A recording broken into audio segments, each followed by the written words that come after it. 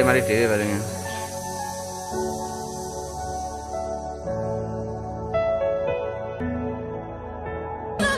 I have these lucid dreams where I can't move Hai Mam, Assalamualaikum warahmatullahi wabarakatuh. Kembali lagi di Mama Anin. Hari ini aku mau berbagi pengalaman dan cerita menangani anak yang terkena bronkitis. Kenapa aku membuat konten ini? Karena kemarin anak aku Anin habis terkena bronkitis dan harus menjalani rawat inap selama 4 hari di rumah sakit. Padahal Mams, anak aku Anin ini sudah mendapatkan vaksin pneumonia, sehingga peluang untuk terpapar bronkitis itu harusnya sangat kecil. Namun apalah daya, ternyata Anin masih bisa terkena bronkitis. Tapi Mams, bukan berarti vaksin pneumonia di sini tidak berfungsi. Kalau menurut Dokter Ari, beliau menuturkan bahwa apabila anak yang sudah divaksin pneumonia tapi masih terpapar bronkitis, biasanya gejala yang ditunjukkan itu adalah gejala ringan. Artinya tidak sampai mengalami sesak nafas. Jadi Mams, awal mula ceritanya anak aku Anin terpapar bronkitis di usianya yang masih sangat kecil ini, waktu itu adalah di lingkungan aku lagi musim batuk panas pilek, dan kebetulan juga aku pun juga sedang mengalami batuk Mams 2 minggu lebih, dan akhirnya Anin pun tertular. Meskipun aku sudah minum obat dari apotik, obat dari bidan, tetap aja nggak manjur ya. Di sini Anin mengalami batuk lebih dari 1 minggu. Sebelum Anin aku bawa ke rumah sakit, aku udah kasih obat seperti Hufagrip batuk untuk anak, kemudian aku bawa ke bidan. Sampai 1 minggu lebih Anin gak sembuh-sembuh, bahkan batuknya makin parah dan mulai muncul demam dan flu. Nah, ketika Anin mengalami demam ini, akhirnya Anin aku bawa ke RSIA Samudra Husada. Itu adalah rumah sakit khusus ibu dan anak. Ciri-ciri atau gejala yang ditunjukkan Anin ketika terpapar bronkitis itu adalah Anin mengalami batuk lebih dari 1 minggu, semakin hari batuknya semakin parah, semakin grog-grog, dan tipe batuknya itu adalah batuk berdahak. Saat batuk, Anin akan nangis karena mungkin dia merasakan sakit di dadanya. Kemudian Anin juga mengalami flu atau pilek. Di sini pileknya itu hidungnya selalu meler keluar cairan yang berwarna bening dan hidungnya tersumbat. Kemudian Anin mengalami demam Mams di suhu kisaran 37 sampai 38,8 derajat Celcius. Di sini kepalanya Anin saat aku cek itu dia kerasa panas, sedangkan di telapak kaki dan telapak tangannya Anin itu dia terasa dingin dan berwarna kayak pucat kebiru-biruan gitu Mams. Bahkan di telapak tangannya Anin itu kemarin sempat kayak kerasa kaku gitu. Nah, saat itu kan aku panik nih, langsunglah aku bawa Anin ke rumah sakit RSIA itu tadi. Selain itu Mams, nafsu makannya Anin juga turun, bahkan sampai Anin tidak mau makan sama sekali. Semakin hari Anin tidak mau minum Mams, bahkan untuk minum susu dan air putih pun harus aku paksa. Ketika badan anak panas dan tidak mau makan minum, otomatis itu nanti berdampak pada cairan di dalam tubuhnya.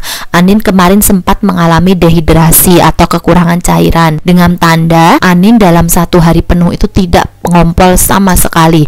Padahal biasanya aku bisa ganti popoknya Anin itu 3-4 kali karena Anin ngompolnya banyak, dan itu gawat ya, harus segera mendapatkan cairan. Kemarin itu Anin baru datang langsung diinfus, dalam 4 jam itu habis 2 kantong infus. Selain gejala yang sudah aku sebutkan tadi Mams, ada beberapa faktor yang mempengaruhi batuk pilek Anin itu berkembang jadi bronkitis. Di antaranya, waktu itu cuaca sedang kurang mendukung atau kurang baik. Kadang itu sehari hujan, sehari panas, besok hujan, besok panas, dan seterusnya. Nah, mungkin itu cuacanya kurang bagus untuk kesehatan orang, terutama anak-anak ya Mams. Nah, selain itu, di lingkungan aku ini banyak banget orang dewasa maupun anak-anak yang terkena batuk pilek dan panas.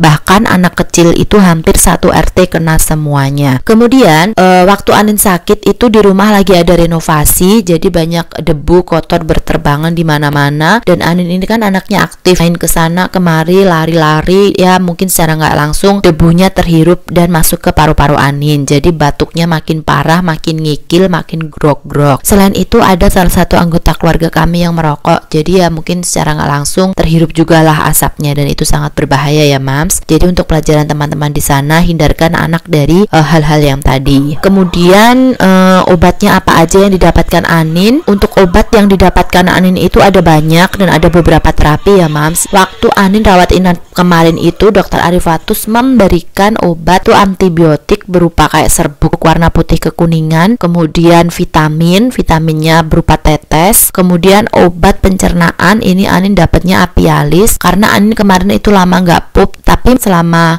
rawat inap pun Anin juga belum Setelah pulang 2 hari kemudian baru Anin Selanjutnya itu Anin juga dapat obat batuk, obat pilek, Sanmol itu semua berupa sirup. Kemudian ada beberapa obat yang disuntikkan lewat infus langsung. Kemarin sekali suntik itu ada 2 macam, mungkin semacam antibiotik juga. Selain obat-obatan itu tadi, Anin juga mendapatkan beberapa terapi.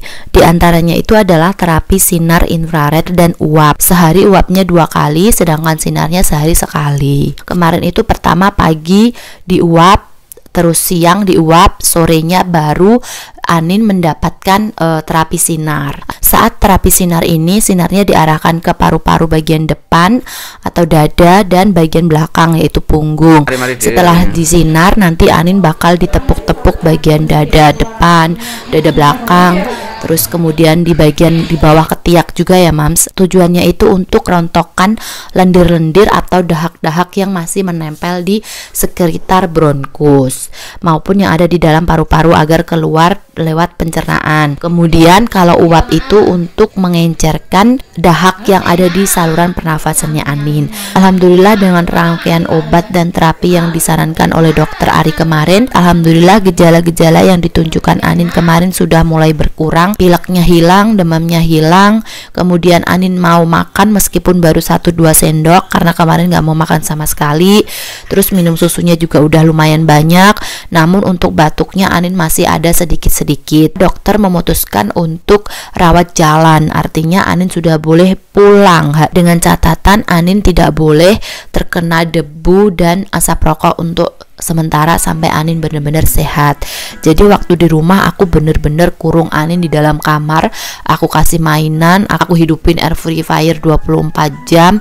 Bahkan sebelum pulang itu orang rumah aku telepon buat ngebersihin semua ruangan yang di rumah, debu-debu dan semuanya aku suruh lap, aku suruh pel. Dokter juga memberikan surat kontrol itu 3 hari setelah pulang untuk melihat perkembangannya Anin ya. Dan alhamdulillah kemarin waktu kontrol itu batuknya itu udah hilang, nafsu makannya juga udah bagus. Di rumah itu Anin 2 hari berturut-turut terus. Semoga dari cerita aku ini dapat kalian ambil pembelajarannya, hikmahnya dan bermanfaat untuk teman-teman di luar sana. Jangan lupa like, comment, and subscribe. Terima kasih.